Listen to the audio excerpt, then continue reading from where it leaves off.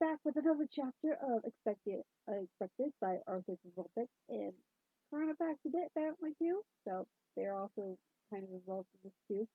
We're currently on chapter 76, and if you want to follow along, which I really do highly recommend you do, link will be in the description below as always. Just again, please do follow along. It's because I do have a habit of accidentally skipping over words or stuttering over them. So really highly recommend. And also, you can leave a review afterwards. Show the author some love. They deserve it. Because they wrote this story, which I really like because it's very funny. So let's just get right into this, shall we? With chapter 76, Open Sesame. Waking up was scarier than losing consciousness, oddly enough. She didn't understand where she was, only that it didn't only that it didn't smell like pizza and little children with a faint after-smell of metal and electronics. It was clean, sickeningly so, with chemicals drying out the stench of illness and death. A hospital? It was a hospital, she was sure, unless she was in a morgue, which, with her luck, seemed equally as possible. She couldn't see. Why couldn't she see? More importantly, she couldn't breathe. There was something in her mouth, in her throat. At the same time, she realized she couldn't see because the room she was in was dark and her eyes were fuzzy. Katie, I got you. Hold on. She gagged and coughed as a tube was pulled out of her throat, and there was the weight of someone hugging her. Instinctively, she hugged back, weakly throwing her arms around Jeremy's neck. He was shaking. Or maybe she was? As her will began to settle, she didn't ask where she was or what happened. She knew. Jeremy tried the keys again, a bit more frustrated now. His hands were calmer, so it wasn't his fault the stupid door didn't want to open. He muttered under his breath in frustration, about ready to kick the glass in if his nerves were as fried as they were earlier that day. She gave an unimpressed scoff, and her voice was sharp. Jeremy, give me my keys, she snapped impatiently, her voice a little raspy from disuse and having a breathing tube shoved down her throat. Jerry glared at his sister and handed her building keys over, staring in disbelief when the front door was unlocked without a struggle this time. She shrugged. She focused on the thousand worries all demanding attention in her head to it all, consider it all that strange. Come on, we took long enough to get here. Almost 6, Joey said, actually guessing what he would ask the man next. He pushed Evie's hospital chair. Her wheelchair was still in the browser for a fright, and he hadn't retrieved it yet. Katie didn't respond as she thought through what she might say, coming back alive and marginally well, and dearly hoped that Ruby hadn't done something she'd regret. They hadn't been able to get hold of anyone, so no one knew that they were coming. The main room was empty to her shock, but they found everyone after they traced the source of the loud banging that was echoing through the otherwise silent and explosion-free building. The electronics were gathered haphazardly around the divider door between Factor of Fright and the rest of their home, the gaudy sign that Ruby had declared to vehemently hate because it reminded her of the amusement parks and crowns swung and rounded above the door each time Foxy rammed into the piece of wood. It felt like it should have been made of reinforced steel when the piece it was taken and not crumbling under. It wasn't even dented. Teddy grimaced. Could he get nauseous? The polar bear didn't think so. He didn't even know what nausea was supposed to feel like, but he understood pain, at least. And he once said nausea was a special kind of pain that sort of twisted and went up in your middle of your head sometimes. Thinking of Hebe made this weird, painful feeling he had worse. Foxy slammed into the locked door for what seemed like the 100th time that night, and everyone went. The little boy let out a near silent whine and pressed harder against Teddy's sign. The grating sound of metal hitting a metal door frame hurt their ears and seemed to sink into their endoskeletons. Teddy nervously wrung his hands, but didn't say anything. He hadn't said anything all night, not even as Ruby slipped through the main room on her way to her shift. The night guard barely said anything herself beyond an emotional hi when she saw them all, and Teddy was too terrified to ask about Hebe. He wanted to know. They all did. They needed to know. But at the same time, he didn't know some of them could handle it if the news wasn't what they wanted to hear. He wasn't even sure if Ruby knew he was safe. I'd never seen an annoying and confident night dog so subdued before. Fire burning in her eyes, and the way even the originals gave her a wide berth only made his anxiety rise. Sure, the girl was irritating and all, but she was a constant in the pizzeria, like Hebe was. It didn't matter what happened. They could always rely on Hebe to calmly sort everything out with a sarcastic jab, while Ruby would fiercely hold on to and protect the pizzeria she practically staked a claim on. Now Hebe was gone, and Ruby was silent and distant, leaving the bots feeling lost and unsure without their two anchors. Foxy, hold on, Freddie said, his voice cutting through the horrible echoing fears in Teddy's head.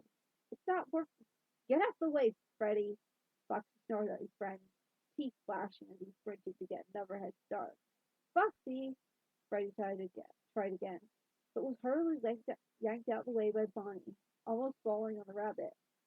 Bonnie flinched with the rest of them, but didn't try and stop the stone fox who charged at the door, regardless of whoever was in the way.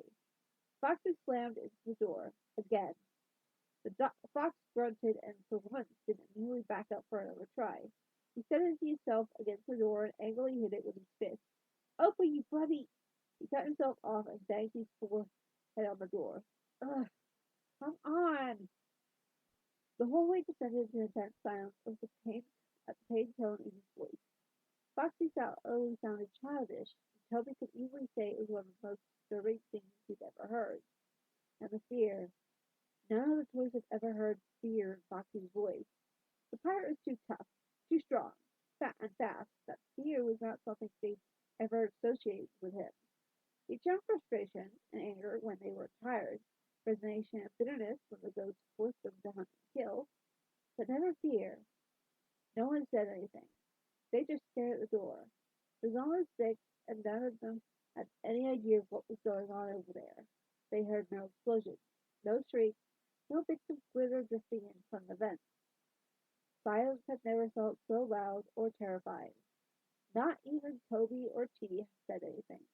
Like Teddy, they barely spoke since last night. Even the daytime staff had noticed the toys' natural silence and asked if they were broken or something. The originals had more practice pretending everything was fine, with full smiles and laughs as they entertained the children. Toby had forced the smiles shrugged off their worries like they were supposed to. Freddie had caught his eye across the room and his eyes flashed with a sad understanding.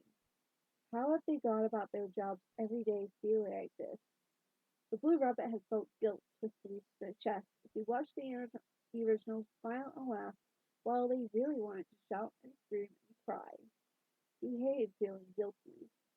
Then, to every animatronic's earshot horror, that staff member had asked if they needed to call Hebe.